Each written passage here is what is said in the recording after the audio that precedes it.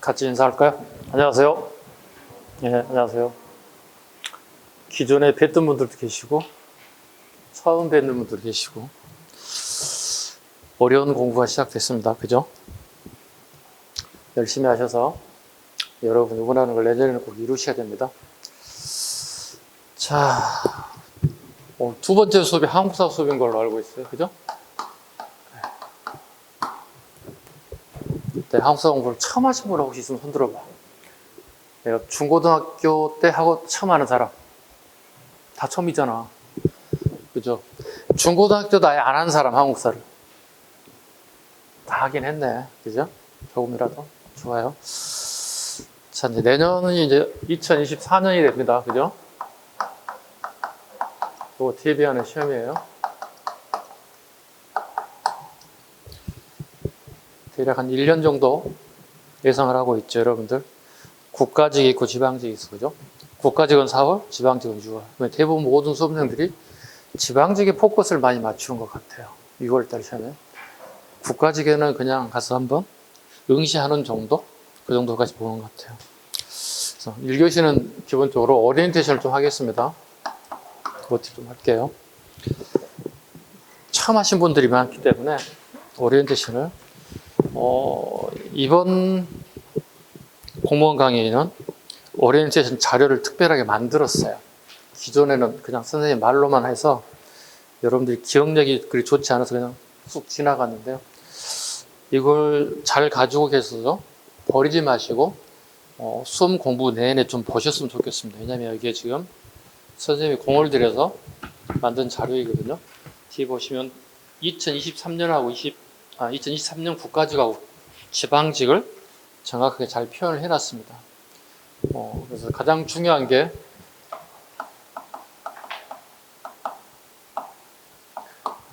이런 공부를 하기에 앞서서 가장 먼저 필요하고 중요한 것 중에 하나가 기출문제이다. 기출문제다. 이건 제가 말하지 않더라도 여러분들이 직감적으로 중고등학교 시절 또는 대학 시절에 기출이 얼마만큼 중요한지는 몸소 체득해서 누구보다도 잘할 거라고 생각을 합니다. 가장 먼저 공부하는 사람은 기출문제를 먼저 접근해 달라는 겁니다. 특히 국어, 영어, 한국사는 그렇습니다. 기출문제에서 크게 벗어나지 않습니다. 그래서 기출문제 좀 보시라는 얘기. 대신에 여러분 처음 공부하는 행정학, 행정법, 교육학은 일단 특히 행정학, 행정법은 기본적으로 수업을 좀 들으셔야 될 겁니다. 기출이 중요하긴 한데 기출을 봐도 무슨 말인지 모를 거예요. 선생님 경험상. 그래서 수업을 이론에 먼저 충실하는 게 좋고요. 그 다음에 국어, 영어, 한국사는 기출에 먼저 접근하는 게 가장 좋은 방법이라는 것을 말씀드리겠습니다. 자, 자료를 다 받으셨으니까 자료 중심으로 OT를 좀 하겠습니다. 보겠습니다. 2023년 최신 기출문제 분석으로 앞서가는 2024년 한국사 학습 전략 및 오리엔테이션. 타이틀을 좀 거창하게 잡아봤습니다. 네. 이렇게 거창하게 잡아봐 여러분들이 좀 관심을 끌지 않을까 이런 마음에서 한번 잡아봤습니다. 첫 번째, 이 시험 문제라고 하는 게 출제자의 성향에 따라서 난이도 편차가 되게 심합니다. 한국사라는 과목 자체가. 출제자가 누구냐. 원래 공무원 시험의 출제자의 선정 기준은 대학교의 조교수급 이상 교수님들이 출제합니다. 시간 강사, 전임 강사도 아니고 조교수급 이상에 해당되시는 분들이 출제합니다. 근데 우리나라 대학이 되게 많습니다. 그 다음에 모든 대학에 역사학부가 되게 많이 있습니다. 그분들 중에 어떤 분이 들어오실 줄 모른다는 겁니다. 그렇죠? 그래서 그분들의 성향에 따라서 문제가 되게 달라질 수 있다는 거예요. 두 번째, 2020년대 들어서는 지엽적인 문제는 되도록 지양하는 편이라고 평가되고 있고 지금 난이도는요. 한국사 능력검역 시험보다 살짝 더 높은 수준으로 하향 평준화됐습니다. 네.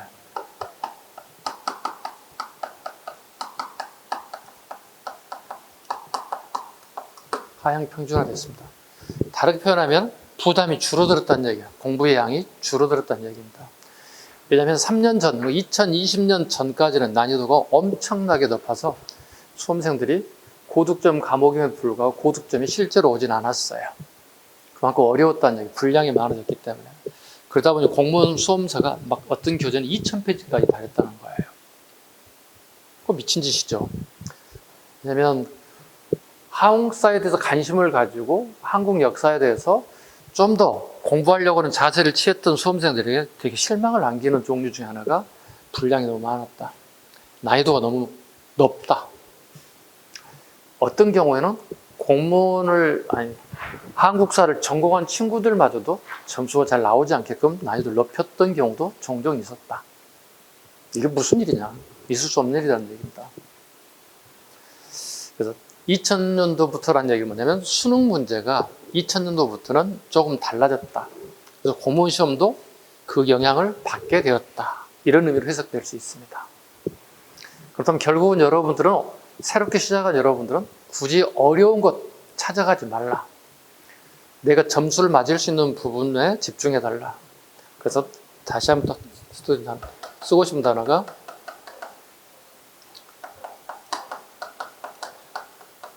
선택과 집중이다. 자, 한국사는 기본적으로 시험 문제 쉽게 출제되는 순간부터 여러분들이 맞아야 할 점수는 90에서 95점 정도를 예측하시면 된다. 물론 100점 맞으면 더할 나위 없이 좋다. 왜? 남들보다 10점, 평균을 따지면 2점이 올라간다. 평균 2점이 올라간다. 좋죠. 그래서 선택과 집중을 해달라는 얘기. 그럼 선택과 집중해서 중요한 건 뭐냐면 기출을 분석하면 나오겠지만 내가 어느 부분을 해야만이 점수가 빨리 오를 것인가. 빨리 오르는 게 문제가 아니야. 그걸 얼만큼 올해 내년까지 시험 때까지 지속적으로 유지하느냐. 내 실력을. 그렇죠? 그 방법은 뭐겠습니까? 반복이죠. 네. 여러분이나 저의 뇌 구조라는 게 그렇게 영리하지 않아. 한번 듣고 기억하는 그 기간이 그렇게 길지 않다는 거예요. 잊어먹을 것에 비해서 계속 반복적으로 보란 얘기예요. 반복적으로. 그래서 우리 보통 공부할 때 해독수를 많이 얘기합니다. 몇 해독을 했느냐 이런 얘기 많이 물어보잖아요. 합격생들한테. 궁금한 게 여러분들이 합격하신 분들은 어떻게 공부했습니까? 물어보거든요. 여러분들이 가장 궁금한 게. 특히 또 여러분들 공부하다 보면 5과목 중에 치약 과목이 있거든요. 그 치약 과목 어떻게 하는지 가장 궁금한 거예요. 어떤 사람은 국어 약한 사람 국어 어떻게 점수가 나옵니까? 영어는 어떻게 잘 나옵니까? 많이 물어보거든요. 선생님한테 물어보진 않은데 꼭 합격생들한테 먼저 물어봅니다. 참 희한하죠, 그죠? 예, 합격자가 발표되는 순간 선생님 무시당하고 합격생이 되게 우르르 보이는 거예요. 이게 무슨 현상일까요? 동질감을 느낀다는 거예요. 동질감을 느낀다는 거예요. 그때부터는. 그렇지 않죠? 그렇죠, 여러분들이? 그런 생각을 할 거예요. 동질감을 느낀다는 거예요. 합격생의 말은 더 따르게 된다는 거예요. 선생님 말은 뒤로 쳐져요. 그동안에 경험했던 걸 보면 그런 현상이 매년 나타나더라는 겁니다. 좋아요. 그것도 괜찮긴 한데 공부하는 기간만큼은 선생님 말에 주의를 좀 길러주시고 집중해달라는 얘기. 선생님 필요 없는 것까지만 가르치지는 않을 거거든요. 어느 정도 카트할 거거든요. 더더욱이 시험이 쉽게 출제되는 이 순간부터는 어려운 부분을 굳이 선생님마저도 찾아가지 않을 겁니다. 근데 아쉬운 점은 얼마 전에 끝났던 법원직 시험 문제가 있습니다. 법원직 시험 문제는 25문제. 여러분이 보는 국가직 지방직 시험 문제는 20문항입니다. 그래서 20분 안에 풀게끔 되어 있습니다. 최소한 고등학교 이상의 학력을 가진 자는 20분 안에 풀 수 있는 정도의 수준을 출제하는 게 맞아요. 그게 정상이잖아요. 네, 중고등학교 시절 한국사를 배웠으니까, 공통과목을 배웠으니까. 그런데 문제는 꼭같이 20분 안에 풀었을 경우에는 합격하기 어렵다는 겁니다. 왜? 본인이 한국사는 잘하는데 치약 과목이 있을 수 있어요. 내가 영어 약한 사람, 국어 약한 사람, 또는 행정법 약한 사람, 행정학 약한 사람들이 있어요. 그럼 부족한 부분은 어떻게 충당할 것이냐. 빨리 풀 수 있는 부분을 빼다 옮겨달라는 얘기입니다. 자기 치약 과목에다. 그래서 금년도 국가직 지방직 2023년 얼마 전에 끝났던 국가직과 지방직 시험 문제는 합격생들 같은 경우에 길면 7분 안에 끝냈습니다. 20문제를요. 특히 이번 지방직 합격권에 가 있는 애들 학원별로 쭉 보면은 5분 안에 끝냈습니다. 20문항. 보자마자 막 답이 뚝뚝뚝 튀어나오는 거예요. 일명 선생님이 이거 다 전봇대 이론이라고 얘기합니다. 왜? 제가 차를 몰고 가는데 갑자기 전봇대 팍팍팍 막 일어서는 거야. 땅바닥에 있던 애들이. 그만큼 답이 툭툭 튀어나온다는 거예요. 문제를 보는 순간 내가 답이 나온다는 거예요. 왜요? 그 정도 했다는 얘기죠. 해독술 여러 번 하다 보면 이런 게 나온다. 키워드들이 내 눈에 보이기 시작한다는 거야. 이 단어가 나오면 답이 이거야. 유추가 바로 된다는 거예요. 그 정도까지 공부하는 단계까지 올라가기 위해서는 여러분 부단한 노력이 필요하다. 노력하지 않고 선생님 수업만 잘 들으면 되겠죠? 아니죠. 선생님 수업도 경청하셔야 되고 복습을 잘 하셔야 돼요. 그날 배운 것, 집에 가는 것보다는 학원에 좀 눌러 앉아서 1시간 정도는 그날 배운 것 좀 하고 집에 가도 늦진 않아요. 집에 빨리 간들 부모님 좋아할 리는 없어요. 그렇잖아요. 부모님 돈 들여서 학원 보내놨으면 어떡해. 좀 더 열심히 하는 모습을 보여주는 것들. 보여주기 위한 공부가 아니라 자신을 위해서 좀 더 자기의 복습하는 시간에 좀 투자해달라는 얘기. 보면 수업 끝나자마자 짐 보따리 싸가지고 가방 메고 슉 집에 가는 경우가 있습니다. 집에 가면 뭐가 있습니까? 별거 없잖아요. 부모님 빨리 오기를 기다리는 거 아니잖아요. 여러분 초등학생 아니잖아요. 제때 뭐 몇 시까지 집에 오라는 건 없잖아요. 다 성인인데. 그래서 복습 좀 하시고 여유 있게 집에 가셔도 괜찮아요. 배고픈데 배 좀 고파도 괜찮아요. 안 죽어요. 이럴 때 다이어트 좀 해. 좀 늦은 시간에 먹고 좀 양을 좀 줄여서도 괜찮아요. 오케이? 그래서 자기 시간을 좀 많이 활용해달라는 얘기. 그래서 여러 가장 중요한 게 내가 공부를 할 수 있는 장소 선택을 잘하라는 얘기예요. 그러니까 모든 사람이 일률적이진 않아요. 자기에게 맞는 장소가 있어요. 자기에게만 맞는 장소도 있어요. 뭐 스터디 카페에서는 맞는 것 같은 거 가면 되는 거예요. 돈 좀 투자해서. 어서는 저는 공공도서관에서 좋은 것 같아요. 그리 가시면 되는 거예요. 어서는 저는 학원에서 제공하는 독서실에서 공부하는 것도 괜찮다고. 그럼 거기서 하면 되는 거예요. 대신 하나 염려스러운 것 중에 하나 꼭 부탁드릴 게 하나 있어요. 학원에서 친구 사귀지 좀 마세요. 밖에 있는 친구도 많아요. 초중고 동창들 친구들 많아요. 학원에서 친구 사귀어 떼지어 다니지 마세요. 그냥 얼굴 인사 정도 하세요. 그냥 오셨어요? 이 정도만 하세요. 제발 좀. 꼭 이 점 하세요. 친구 사귀면 본인 공부할 시간 줄어들어요. 지금 말 안 하는데 한 달, 2달 좀 있어봐요.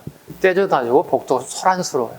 같이 밥 먹으러 갔다 차 마시고 와서 시간 다 소비해요. 생활에 있어서도 수험생의 입장으로 좀 돌아가달라는 얘기. 고3 정도까지 올라가라는 얘기는 하진 않겠지만 그 정도의 마인드를 가져야만이 된다. 즉 독한 마음을 가지라. 친구 사귀기가 되게 어렵잖아요. 시간 투자해야 되지, 돈 투자해야 되지. 다 돈이에요, 그거. 그래서 그냥 얼굴을 아는 정도 얼굴 인사 정도만 하세요. 네. 오케이? 대신 선생님하고 친하게 지내세요. 차 마시고 밥 먹으라는 얘기 아니라 와서 질문하라고. 선생님 이거 이제 안 갑니다. 왜? 쉬는 시간 10분씩 주어질 거거든요. 질문하라는 얘기예요. 궁금한 거 있으면. 오케이? 충분히 가셨죠? 주변 친구들하고 사귀지 말라고. 밖에도 많아, 친구. 왜 사겨? 친구 관계라는 게 되게 힘들어, 하나씩 사귀는 게. 예. 상대방 감정도 우리가 파악해야 되고, 저 사람의 성격도 파악해야 되고, 얼마나 힘들어, 그거. 공부하는 것도 힘든데, 두 가지를 하지 말라는 얘기. 세 번째 갑니다. 2011년도 대학 수능시험 이후 한국사나 한능검 사료를 주고 출원한 문제가 많아졌습니다. 즉, 일명 수능형 문제.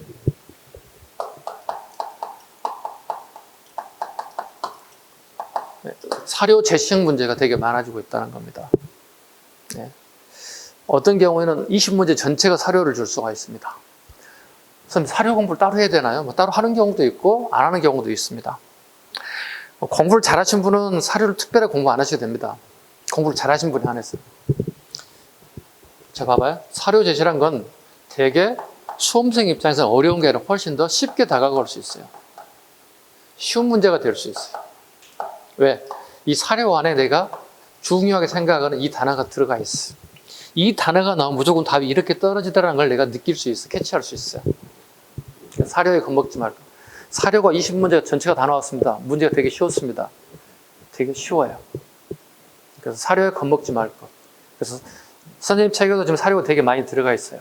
별도로 이제 우리가 사료 특강이라는 걸 책 이만큼 200~300배 된 책을 별도로 강의하는 경우도 있습니다. 네. 그건 그때 별도로 다시 얘기하도록 하겠습니다. 네 번째, 9급 한국사의 경우는 한국사 능력검정시험 고급보다는 약간 어려운 수준입니다. 그렇죠? 쉽게 해서 한능급보다는 어렵다. 조금 어렵다. 그렇게까지 어렵지 않다. 한능검하고 차이를 많이 좁혔다. 간격을 좁혔다. 그런데 이 얘기만 가지고 너무 속단하지 말라. 내가 한능검 수준으로 공부했더니 점수가 나온다는 보장이 없다는 겁니다. 왜? 내년에 하는 것보다 더 쉽게 말해서 한 단계, 두 단계 높게 나와서 내가 어떻게 대처할 것이냐. 그거까지 정도는 우리가 계산하고 공부를 해야 된다. 그 다음에 5번 보죠. 공부량을 줄자면 한국사보다 약간 하는 것보다 약간 높은 수준으로 약간 깊은 수준으로 줄일 수 있고 깊게 들어가면 한없이 깊게 들어갈 수 있는 과목이 바로 한국사다.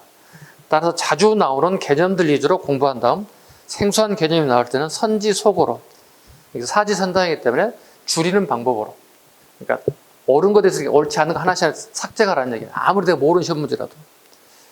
그래서 중요한 단어입니다. 개념입니다. 개념을 정리하고 이해해야 된다. 개념을 정리하고 해야 된다. 다르게 표현하면 개념 정리할 때 암기는 백해무익하다. 백해무익하다. 요즘 시험 트렌드가 암기가 없어졌어요. 거의 모든 시험이 개념 내용과 사료 제시형과 하나 더 추가하자면 가로넣기 문제가 되게 많이 나와요. 그러니까 시대사예요. 쉽게 해서 A, B, C를 주고 A의 내용 던져주고 C를 던져주고 중간에 B, 블렁크를 만들어서 B에 해당되는 사실로 가장 옳은 것 이런 식의 문제예요. 일명 선생님이 얘기하는 가로넣기 문제예요. 즉 시대사예요. 일명 블렁크 문제라고 불러요. 시대사 문제를 출제되는 게 되게 많다. 6번 단순 암기는 NO. 단순하게 암기하는 건 NO. 여러분도 원하지 않잖아요. 그죠? 암기라는 게 되게 쉽지가 않잖아요. 여러분 영어 단어 이런 것도 보통 일이 아닌데 국사 과목마저도 암기하려면 어떻게 여러분 머리가 터질 수 있어요. 대신에 흐름을 이해해라. 즉 시대의 흐름을 이해해달라는 얘기. 그래야 이 가로넣기 문제가 자연스럽게 해결된다는 겁니다. 전체 쭉 흐름을 잡으라는 얘기예요. 선생님 그걸 되게 많이 해요. 시험 트렌드에 맞게끔 되게 많이 할 겁니다. 그 다음에 약간 반복되네요. 7번에 개념이 줄 것이면 돼요. 개념을 잘 이해해달라는 얘기예요. 이 단어가 왜 나왔지?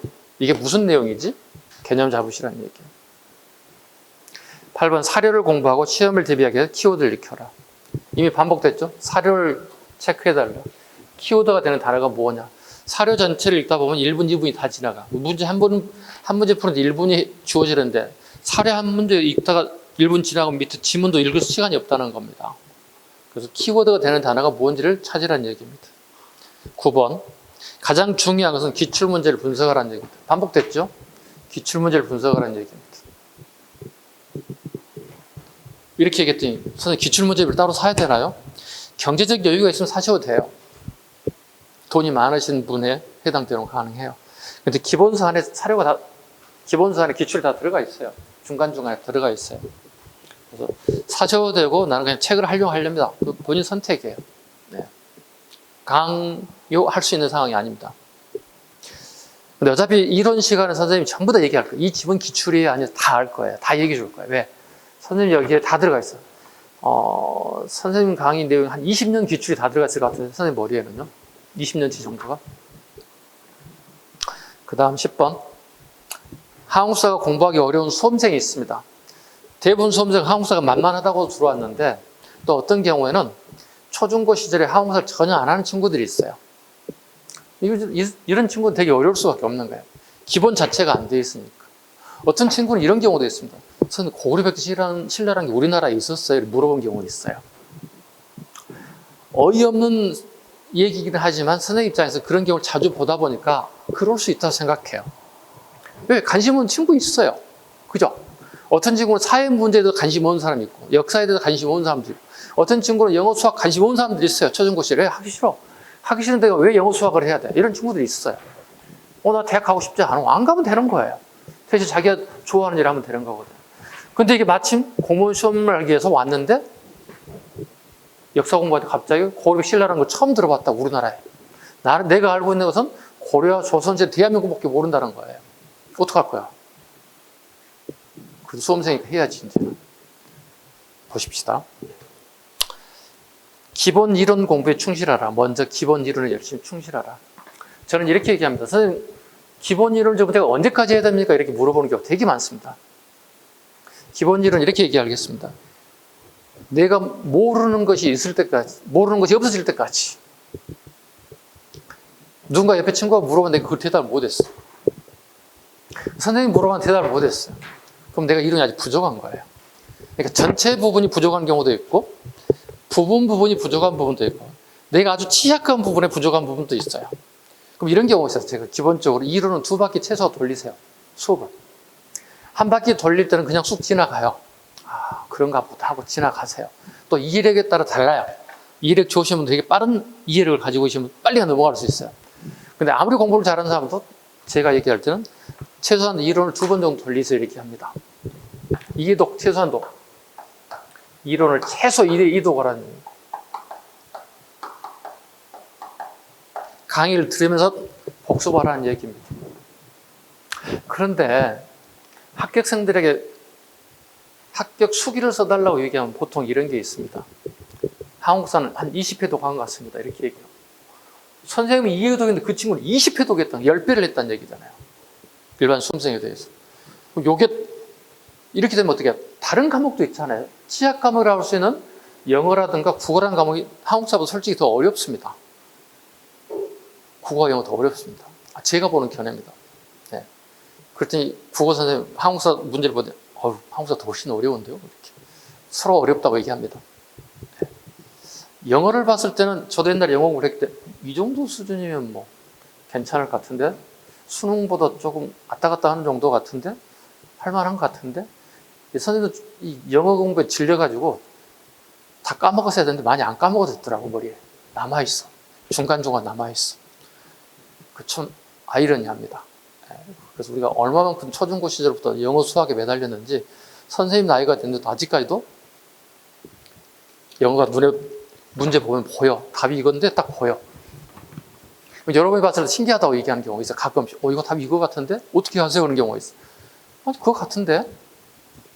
그게 남아있어. 공부의 기억력이 되게 오래가. 본인이 열심히 했던 과목도 되게 오래 갑니다. 자, 이해독을 하는데요. 방법이 있어요. 10배를 늘리면 20회가 되는 거잖아요. 그죠? 자, 한번 봐보겠습니다.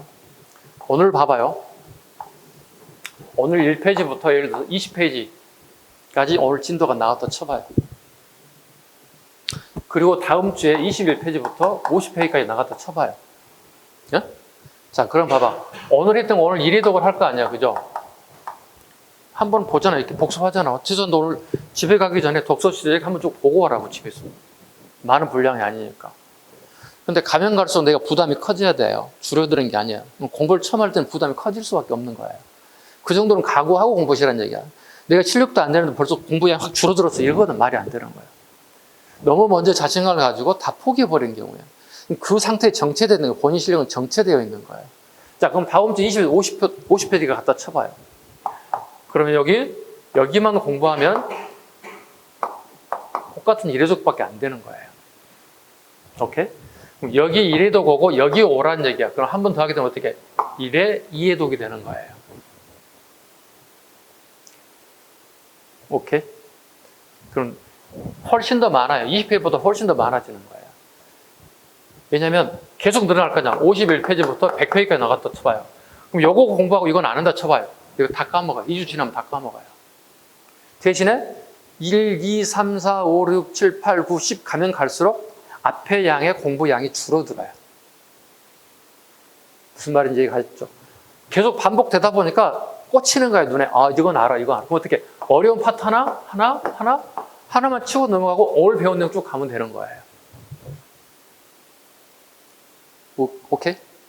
이게 내가 빨리 한국사를 내 것으로 만드는 방법 중에 하나다. 그래서 꼭 지켜주시기 바랍니다. 올 배운 것만 하시면 안 돼요. 올 배운 건 기본으로 하고 앞에 것도 해독수가 증가돼야만이 내가 이거 3개월 지나고 나는데 벌써 10회독, 15회독이 지나가는 거예요. 그럼 다음 3개월 이후에 또 새로운 수업이 들어갈 때 어떻게 해요? 다시 들으면 어떻게 해요? 속도가 되게 빨라지는 거예요. 모르는 것만 탁탁탁 치고 넘어가는 거예요. 이해 가셨죠? 그렇게 하시라는 얘기입니다. 그 다음에 학원 커리큘럼에 되게 충실해달라고 그랬어요. 네, 되게 중요해요. 공부가 되게 어렵게 생각하시는 분들, 한국사 특히 약하신 분들은 커리큘럼에 이걸 따라주시면 돼요. 이걸 되게 충실하게 들어요.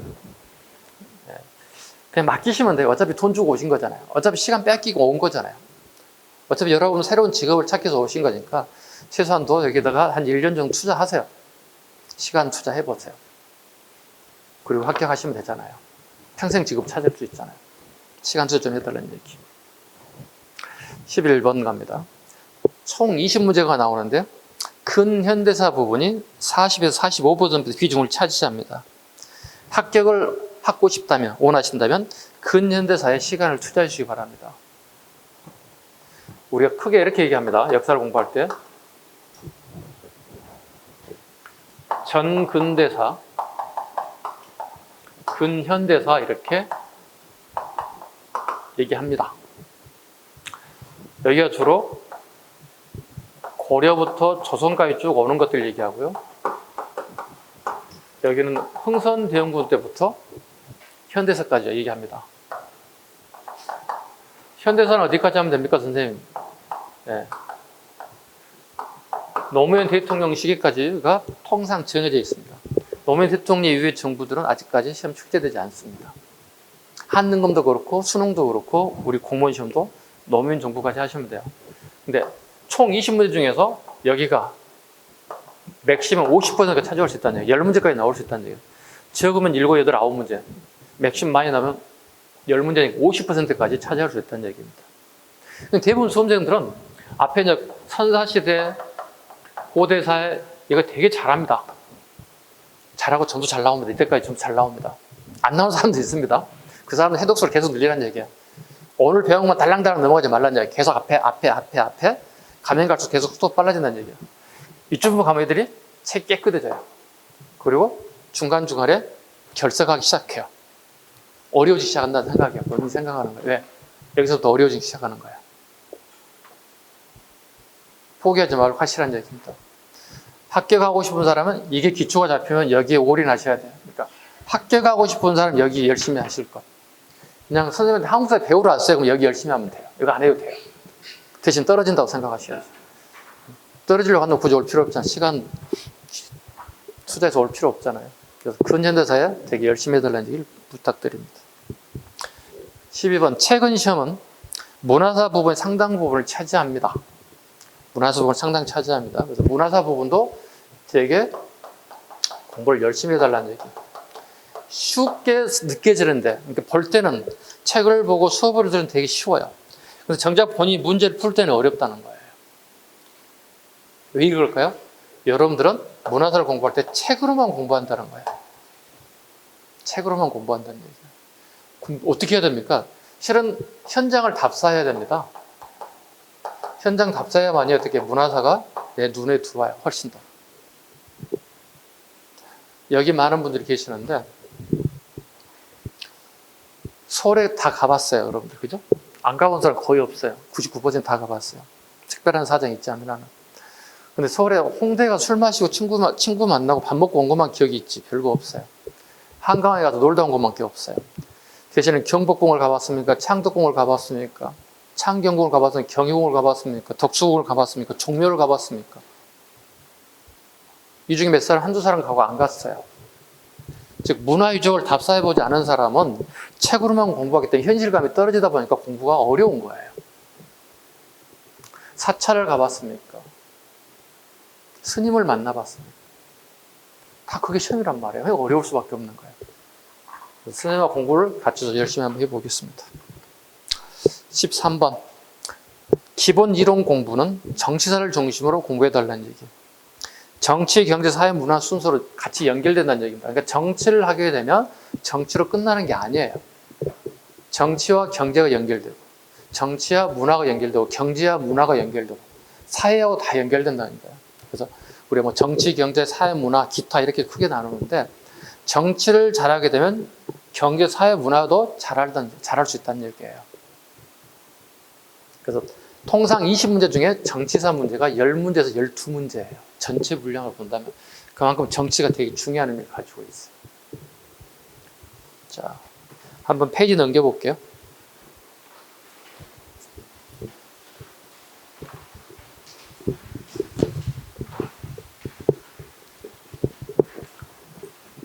두 번째 장 금년 2023년도 국가직 한국사 기출문제를 분석해 봤습니다. 도대체 어느 부분에서 어떻게 나왔는지 보자는 얘기입니다. 선사시대 한 문제 나왔어요. 선사시대. 고대사, 고구려 고국천왕식 진대법에 대한 얘기를 물어봤어요. 되게 쉬운 거예요, 이건. 그러면 4세기, 7세기, 삼국의 정치 상황 순서, 시대 순서를 물어보는 거야. 시대사를 읽느냐는 얘기야. 세 번째, 나당 전쟁 이후에 일어난 사건 뭐냐고 물어봤어요. 되게 이번에 이 문제는 어렵진 않은데 한동안 안 나왔던 문제입니다. 그러니까 나당 전쟁 이후 통일신라의 정책이 뭐냐고 물어본 거였어요. 그러니까 선생님들 보기 때는 되게 이상한 문제가 하나 나온 거예요. 한 10년 정도 모처럼 나온 거예요. 뭐 좀 난이도를 보면 어떻게 하, 그 다음에 중, 하 이 정도밖에 나오지 않습니까? 고려사 봐보세요. 정치사법다. 그런 1차 침입과 침략, 서해 예교 단판에 관련된 얘기. 이건 중고등학교 때 수없이 했던 것들이 다 주는 문제예요. 그래서 하로 난이도를 매겨놨어요. 공민왕식이 전민 변정도감의 목적이 뭐냐고 물어봤습니다. 원래 10년 전까지는 공무원 시험에 무조건 나오는 게 공민왕의 업적이었습니다. 안 나오다 올해 처음 나왔어요. 공민왕의 업적이 나왔어요. 문화사갑니다. 고려시대 문화유산 성불사, 응징전, 월정사, 팔각, 구층탑, 고달사지 성탑, 직시심체 요절. 선생님 중이라고 했지만 중상이라고 좀 써놓으실래요? 중에서도 좀 상에 해당되는 문제였다. 문화사 부분은 그렇게 쉽지만 않았다. 중에서도 상에 해당되는 문제였다. 아니면 문화사 부분이 되게 약한 친구들은 진짜 상이에요. 아주. 문화사 진짜 공부를 안 했던 친구들은 상에 해당되는 문제. 근데 저하고 수업을 같이 들었던 친구들은 하였어요. 왜? 문화사 부분 되게 많이 했어요. 문화사 특강도 했어요, 선생님. 별도 시간을 내서 특강까지 했어요. 쉽게 느꼈을 거예요. 조선사가 정치사. 삼포이란과 임질이라는 사이에 일어난 일이 뭐냐고 물어봤어요. 중종하고 선조 사이에 뭐냐고 물어봤어요. 자, 이거 봐보세요. 되게 웃기는 문제가 하나 있어요. 조선의 왕은 총 27명입니다. 그죠? 27분이십니다. 근데 여러분들 중에서 조선의 왕 27분을 갖다가 암기를 못 하시는 분들이 계세요. 쉽게 해서 태정태세 문단에서 얘기하는 겁니다. 솔직히 한번 들어보세요. 내 창피함을 물어서 다 오픈시켜보세요. 나는 선생님 27번 암기 못 합니다. 살짝만. 이랬어요. 이때니까. 부끄러워하지 마세요. 그냥 선생님한테 까놓고 얘기하세요. 선생님 저는 국사 문외 아니에요. 처음부터 기초부터 다 해주셔야 됩니다. 이렇게 노골적으로 얘기하시는 게 좋아요. 여기 잘하신 분들 지금 다 빠졌어요. 지금. 저하고 한 바퀴 돌았던 분들 지금 다 빠진 것 같아요. 그 다음에 금년에 시험 봐서 결과를 기다리는 분들 빠졌어요. 근데 그분들도 몇 분 중에는 27분을 암기를 못 하신 분이 계십니다. A라는 왕하고 B라는 왕 사이에 요 사이에 왕의 업적이 뭐냐고 물어본다면 이거 암기 못해 있으면 어떻게 못 푸는 거잖아요. 유치원생들이 배우지 않나 이거? 염려서로 적어드릴게요. 최소한데 외워오셔야 됩니다. 조선시대 들어가기 전까지 외워오세요. 1교시 오리엔테이션 이거 하기 참 애매모호합니다만 쑥스럽긴 합니다. 한번 해보세요. 태정태세 문단세. 오케이?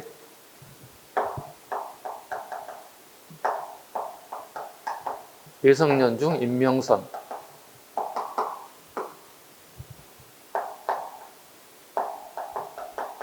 가항인 효연 숙경영.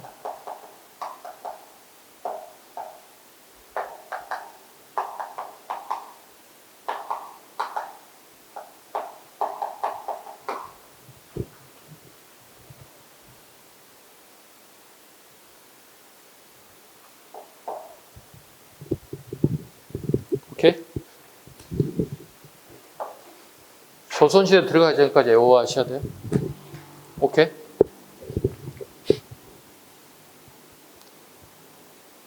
벌써 다 외웠어? 야, 모르면 적어야지. 왜 멀뚱멀뚱하고 있어. 이 정도는 알고 와야지. 유치원생도 외우던데 보니까. 네. 초등학생도 외우고. 선생님 조카가 중학생인데 중학생이 우리 조카도 이거 외우던데. 나한테 테스트 하던데 삼촌 이거 27명 왕 외울 수 있냐고. 모르는데? 와, 역사 선생님 그것도 못 외우냐고. 저한테 핀잔 주던데? 지네 엄마하고 땅긋땅긋 웃고 있더라고요. 자, 이어서 가보겠습니다. 두 번째, 조선후기 남인의 정치활동.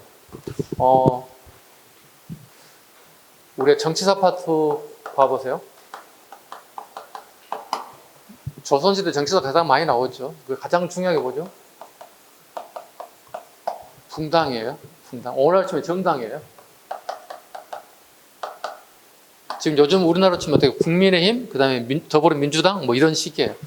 붕당들이 어떤 정치를 추구했는가 물어보는 거예요. 붕당사에 대한 건 가장 기본 중에 기본입니다. 붕당에 대한 얘기. 그 다음에 우리 시험에 가장 잘 나오는 게 다 정해져 있어요. 붕당사, 그 다음에 외성논쟁, 한국에 대한 얘기. 1, 2, 3예요. 이게 정치사 파트에서 매년 단골 메뉴로 나오는 게 이거예요. 붕당사, 외성논쟁, 그 다음에 한국 이런 문제들. 지금 처음 하신 분 중에 무슨 말인지 몰라요. 아직 안 배웠으니까. 나중에 이제 수업 들어갈 때 또 모의고사 볼 때 어떻게 와 진짜 되게 중요한 건가 보구나. 무조건 문제가 나오는데 공부를 안 할 수 없는 거잖아요. 정치사가 아까 12문제 나온다고 그랬잖아요. 20문제 중에서. 저게 다 포함되는 거예요. 매년 한 문제 내지 두 문항이 나온다는 거예요. 기본적으로. 조선의 정치사 파트. 경제 갑니다. 대동법에 대한 얘기 나왔죠. 선생님 이거 나온다고 얘기했어. 미래서 그냥 아예 못 박았어요. 자, 봐봐. 특히 조선의 경제사가 무조건 나온다고 얘기합니다. 조선의 경제사가. 그럼 우리나라의 경제사가 주로 어떤 게 나올 것인가에 대한 얘기 부분이 나옵니다. 첫 번째, 세금 제도하고 고려와 조선시대 사람 공무원 월급을 어떻게 받았을까 물어보는 거예요. 여러분이 공무원을 되고자 하는 사람들이거든요. 그럼 여러분 최소한 또 구급공무원 합격하면 월급 얼마 정도 나온다고 대충 이해하고 있다고요. 그렇잖아요. 한 200만 원 나오는데 차포 띄고 나면 180이나 된다는 얘기야. 4대 보험 차포 띄고 나면 남는 게 없다는 얘기야. 그리고 어떤 친구들은 월급이 적어요. 알바비도 안 나오는 것 같아요. 때려칠게요. 때려치면 무슨 뾰족한 수가 있냐고요. 없어요. 3년 지나면 자동 8급이 돼요. 그러면 올라가요. 짬밥이 있으니까. 특히 남성들은 군대 다녀오는 짬밥이 있기 때문에 호봉수가 더 훨씬 더 2호봉 이상 치고 올라간다고. 들어가자마자 여성들은 군대를 안 다녀니까 인다 초봉이 되는 거고 남성들 벌써 3호봉이 되는 거예요. 군대 짬이 있기 때문에. 그래서 첫 월급은 남성이 더 많이 나옵니다. 몇십만 원 더 나옵니다. 근데 어떻게 3년 버티라고 얘기합니다. 8급 되고 3년 이상 버티게 되면 짬도 되고 월급도 올라가기 시작하거든요. 아마 내려가서 봤을 때는 공무원 월급 곧 올라야 됩니다. 이거 김대중 정부 때 올리고 올리지 않았어요. 선생님 계속 얘기합니다. 네. 선생님 친구들 정치인들도 있고 뭐 의원들도 만나서 얘기하거든요. 공무원 월급 좀 올려달라고. 국회의원 세비 좀 올리지 말고 제일 말단 국공무원들 사기 진작에 좀 올려달라고 얘기합니다. 한 20만 원만 올려도 어디냐는 얘기예요. 근데 20만 원 갖고 되겠냐? 아니, 초봉 300만 원 줘야 된다고. 그렇게 얘기합니다. 그렇게 한 이유는 각 지자체별로 매년 공무원들이 400명에서 50명 정도 3년차 안쪽에 젊은 친구들이 다 때려치고 나간다는 거예요. 왜? 경직된 조직사에 아버지 같은 사람이 막 명령하고 있다고. 우리 아버지 텔레비전 많이 안 보고 살아야 되는데 집에 부딪힘 불 때마다 계속 충돌하는데 회사에 가도 꼭 아버지 같은 사람이 쫙 사무실에 진치고 있다는 거예요. 되게 경직돼 있다는 거예요. 공무원 사회가. 월급은 쥐꼬리만 원 주면서 5만 가 다 시켜 먹는다는 거예요. 못 버틴다는 얘기예요. 젊은 친구들이. 대신에 뭐야? 월급이라도 많이 주면 버틸 수 있지. 초봉을 나는 길에서 차포 다 띄고 4대 보험 다 띄고 300 줘야 된다 생각해요. 야, 이럴 때 박수 안 쳐야 되냐? 너무 형식적인데? 우러나오는 박수가 아닌데 이거? 이렇게 얘기했더니 선생님 국회로 가시죠 이렇게 하더라고요. 국회로 어떻게 갑니까 제가? 네, 누가 보내줘야 가는 거지. 강력하게 이 연사 외칩니다 이렇게 외쳐봤습니다. 공무원 월급을 현실화 될 때까지 열심히 여러분들 공부해서 그날을 좀 기다리시기 바랍니다. 언젠가 오겠죠. 그 다음에 문화사 요건 제가 수업 시간에 다시 할게요. 지금 못해요. 오리엔테이션이니까. 문화사 또 나왔네요. 그죠? 조선시대 문화사 또 나왔습니다. 혼일 강리 역덕지도, 대동여지도, 정상계 동국지도. 지도에 대한 얘기가 또 문화사로 출제가 됐습니다. 이건 다 기출입니다. 근대사, 여기서 되게 많이 나온다고 그랬잖아요. 흥선대원군의 정책. 흥선대원군 정책은 되게 수발자 되게 5대 5입니다. 나올 수도 있고 안 나올 수도 있다. 왜? 그동안 너무 많이 나와서. 근데 흥선대원군에 대한 정책이 나오면 무조건 다 맞으라고 주는 문제다. 이미 다 오픈돼 있어. 나올 만한 거 다 나왔어요. 크게 벗어나지를 않아요. 그 다음에 강화도 조약과 조청 상민 수령 무역장전 사이에 일어난 사건. 아까 얘기했던 거죠. 가로놓기 문제. 시대를 전체로 이해할 수 있는 얘기예요. 시대사에 대한 얘기. 일제강점기. 가장 여러분이 어리하고 가장 출제 빈수 많은 부분이기도 합니다. 대한민국 임시정부 활동 물어봅니다. 대한민국 임시정부 활동이 뭐냐. 해사령 시기의 정부 활동. 해사령 시기의 정부 활동. 우리 일제강점기에 회사를 설립하려고 하는 자는 총독부의 허가를 받아야 한다. 이런 부분이 있거든요. 그 시기에 어느 시대에 대한 사건을 물어보고 있습니다. 만주사변과 태평양 전쟁 발발 사이에 일어난 일. 가장 기초적인 게 수업 시간은 전부 다 우리 수험생은 다 쉽게 풀었을 텐데요. 전체 흐름을 이해하지 못하는 수험생은 되게 어려웠거든요. 되게 문제는 쉬웠습니다. 강복 이후 현대사. 유엔청의 결정과 50총선거. 우리나라에 처음 정부가 만들어진 기초적인 단계가 국회의원을 뽑는 50총선거였다는 그 내용을 물어봤습니다. 중해당들의 문제. 박정희 정부 시기 일어난 사건, 1960년대. 이게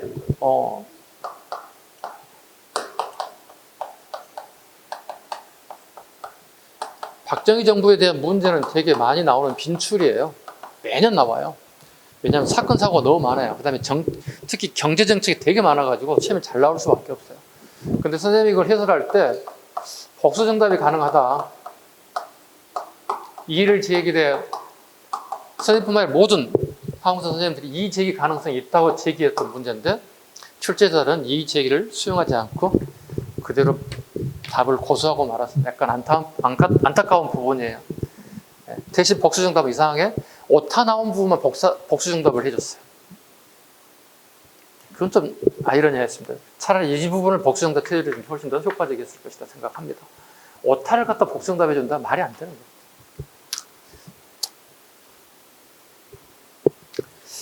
통합 문제, 지역사 갑니다. 평양 지역과 관련된 사건 찾기. 장수왕과 묘청과 관련된 곳 평양이거든요. 답지가 제너럴 셔머로 사건.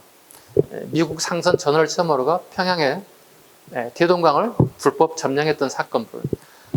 선생님 여기 저하고 마지막에 수업을 들었던 친구들이 몇 분 계시는데요. 시험 보기 전에 선생님 지역사 무료특강 했던 거 기억나세요? 자료도 제가 배포했던 거? 네. 국가직에도 나오고 지폐지 나오면 지방직에 되게 출제가 됐어요. 요즘에는 지역사를 또 되게 중요하게 나오는 부분이 있어요. 근데 어렵진 않았어요. 자, 오른쪽 다시 갑니다. 지방직 기출분석 갑니다. 여러분들 가장 이제 기다리는 부분이 이거예요. 여러분들 대부분 노리는 게 이거거든요. 국가직은 그냥 모의고사를 생각하고 지방직에 올인하는 경우가 되게 많습니다. 분석 갑니다. 선사시대. 구석기에 사용된 도구와 주거 문화를 물어봤습니다. 한 문제 나왔습니다. 거의 비슷하죠, 이것은. 그죠? 아까 방금 얘기했던 국가직과 유사합니다. 두 번째, 백제 근초관과 신라 진흥왕의 업적을 물어봤습니다. 자, 백제에 가장 많이 나오는 근초광입니다. 4세기 최고 전성기의 삼국시대. 5세기 고구려 전성기에 강개투장과 장수왕이 가장 많이 나옵니다. 신라는 6세기 진흥왕이 가장 전성기예요. 그러니까 최고 전성기 왕이 나올 수밖에 없는 거예요. 나라가 망하는 시기 거의 출제되지 않죠. 물론 할 수도 있겠지만 전성기 왕이 누구냐 물어봐요. 4세기, 5세기, 6세기. 수업 시간에 많이 할 겁니다. 4세기, 5세기, 6세기 최고 전성기 누구냐.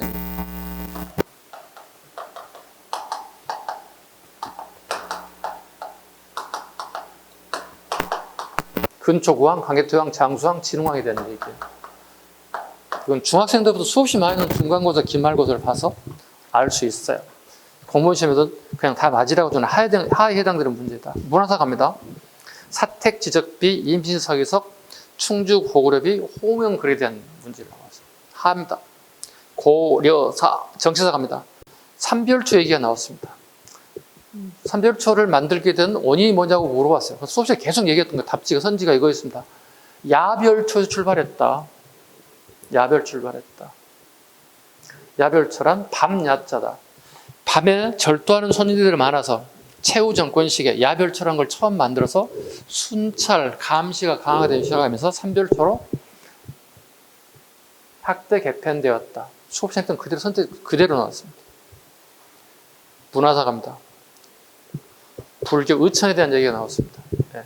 문화사에서 가장 중요하게 다루는 것 중에 하나가 불교에 대한 얘기입니다. 불교 중에서 승려들에 대한 얘기 되게 많이 나오는데 의천에 대한 얘기, 고려의 의천에 대한 네. 이건 되게 좋은 문제를 생각합니다. 쉽게 출제가 됐습니다. 대신에 국가직에는 불교가 출제가 되지 않았어요. 지방직에 불교가 출제되고요. 그래서 얘기를 했죠, 제가. 국가직에 불교가 출제되지 않다. 지방직 불교가 무조건 나옵니다. 불교는요, 크게 신라의 불교와 고려의 불교만 포인트를 잡아서 공부하면 돼요. 선생님, 조선은요, 억불 순교 정책이기 때문에 특별하게 조선의 불교 정책을 출제자가 내지는 않아요. 대신에, 야, 니네 한번 풀어볼래? 난이도 조절용으로 할 수는 있겠지만, 이렇게 되면 욕먹을 수밖에 없죠, 출제자가. 네. 선생님, 불교를 강의를 해드리긴 드리는데, 주로 신라 고려 불교에 집중할 것이다.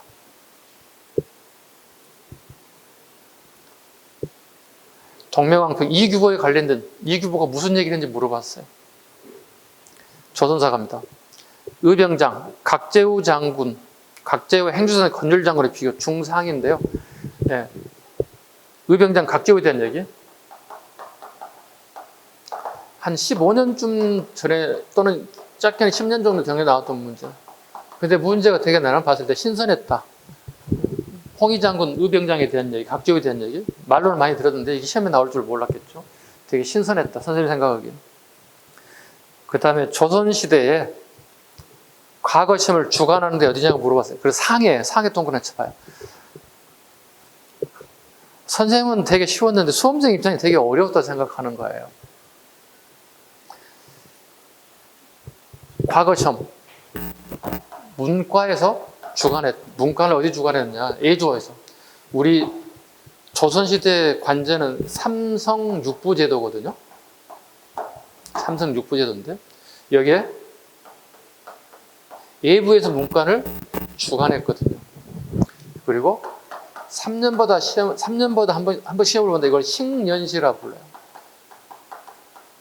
이건 고려와 조선 공통이에요. 공통입니다.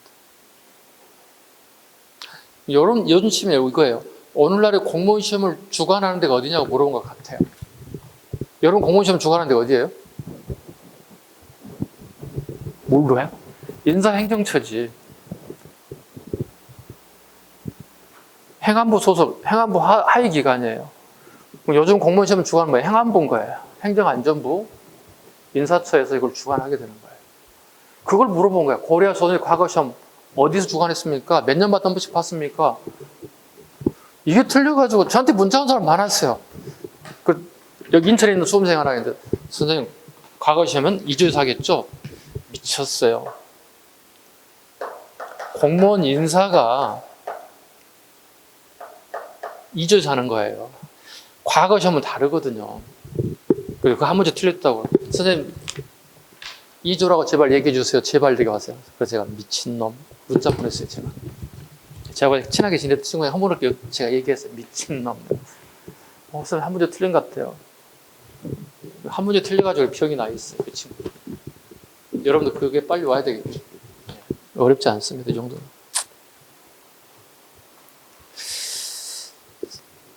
그 다음에요.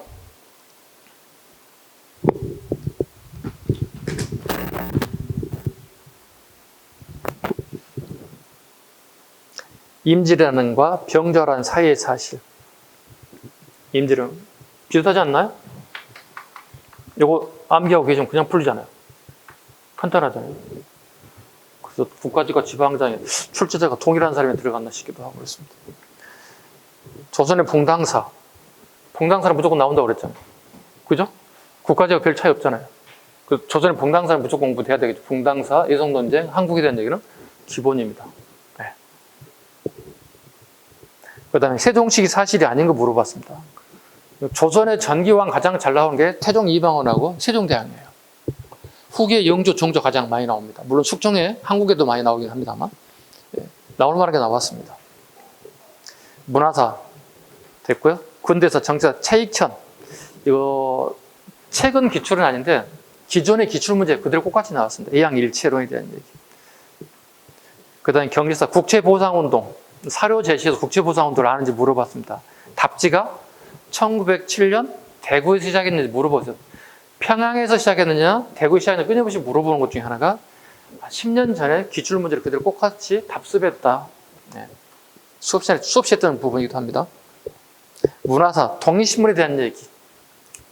네. 마르고 달투했던 문제 중에 하나입니다. 정치사, 신간의 강령. 이건 빈출이에요. 꼭 적어놓으세요.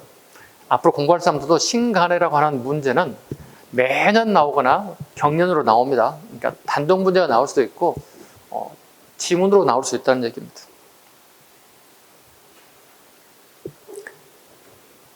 그다음에 1910년대 사실 임병철이 독립군부를 조직한 게 답인데요.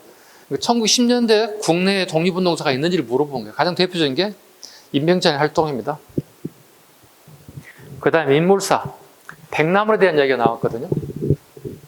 수업 시간에 계속 했던 것 중에 하나가 백남원입니다. 네.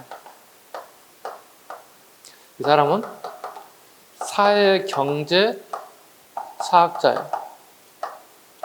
일종의 사회주의 계열입니다, 이 사람. 일본 애들이 우리한테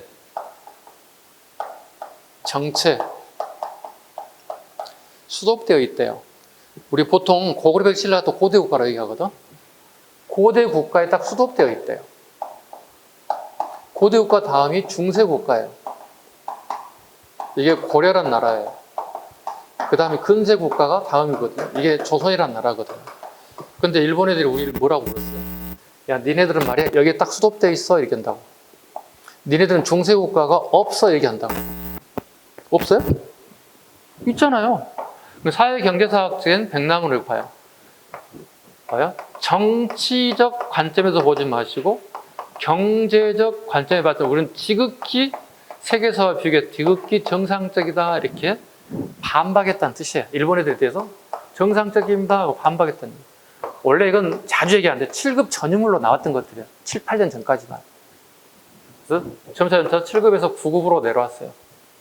이건 단독 문제가 나왔는데요. 지문으로 나온 경우 되게 많습니다. 백남원에 대한 얘기는 어렵지 않아요. 지금쯤. 선생님 책에도 이미 다 수록되어 있고요. 모의고사 수없이 냈던 문제 중 하나입니다. 현대사 갑니다. 자우합작 7원칙 유의 사실이 아닌 것. 자우합작 7원칙은 46년 10월이고 1차 미석 공동위는 46년 3월이에요. 그러니까 사건의 전과 후에 나열을 하는 거예요. 그러니까 정확한 연도를 내가 암기할 필요가 있다. 이런 부분은. 그래서 이런 부분을 제가 암기를 하라고 얘기합니다. 죽기살기를 암기해야 됩니다. 어떤 사건의 전과 후를 물어할 때 딱 틀리기 좋은 부분들이 있습니다. 두 번째, 1950년 6.25 전쟁 중에 있었던 사실을 옳지 않은 건 뭡니까? 물어봤습니다. 우리나라 6.25 전쟁 3년 전쟁입니다. 1950년 6월 25일부터 53년 7월까지입니다. 그런데 에치슨 선언은요, 50년 1월입니다. 그러니까 6.25 전쟁 이전인 거거든요. 앞에 위에 있는 문제하고 유사하죠. 7원칙과 미소공동위원회, 6.25 전쟁과 에치슨 나이는 서로 문제가 전혀 다른 문제가 아니라 유사성을 가지고 있어요. 어떤 사건을 던져주고 전인과 후를 구분하는 것. 통합 문제, 지역사가 또 나왔습니다. 국가적으로 지역사 나왔고 지방적 지역사가 나왔어요. 강화도 문제입니다. 수업 시간에도 강화도 자주 얘기하게 되는데요. 특히 여러분이 인천에서 공부하는 수험생이기 때문에 인천광역시에 강화도 포함되어 있기 때문에 강화도에 대한 역사를 모르고서는 안 된다는 얘기입니다.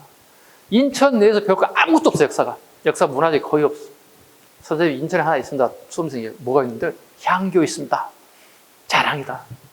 남해동 다 있는 거 하나 있다고 자랑이다. 거의 없어요. 문화유적 거의 없어요. 있다고 하는 건 근대 문물밖에 없어요. 제물포밖에 없어요. 제물포항에 일제강점기 근대 문물 정도 남아있어요. 나머지 신라, 고려, 조선시대 문물이 거의 없어요. 네. 강화도에 관련된 부분인데 갑작스럽게 동학농민운동, 전라도, 정읍과 고창에서 일어난 문제들을 살짝 지원을 넣어서 다 맞출 수 있었을 거예요.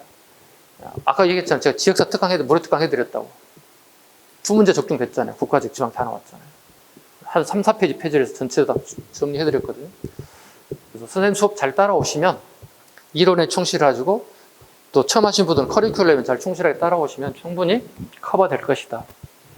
자신감 가지고 도전해 보시고 궁금한 거 있으면 언제든 선생님한테 좀 이따 휴대폰 전화번호 알려드릴게요. 오케이?